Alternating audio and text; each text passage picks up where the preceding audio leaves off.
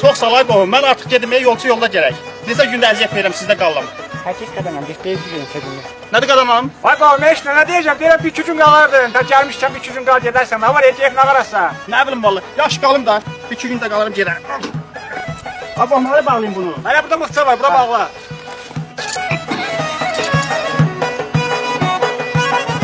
Hə, qadan alım. Çox sağ ol.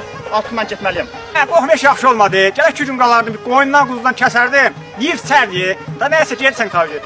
Yaxşı fikirdir. Yeynək qalım da, hara bağlayayım bunu? Hələ köhnə yerinə bağla mıxçıya. Bağla, bağla.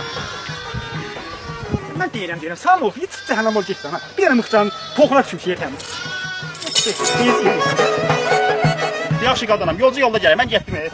Yaxşı deyil, elə iki günlə qalardın. Yaxşı, ta sadəcə vermək istəmirdim, 2 gündə qalım. Bu atı bağlayayım. Mıxça hanı? Mıxça hanı? Atarı bağlayayım. Dilimə bağla, dilimə. Bağla, bağla.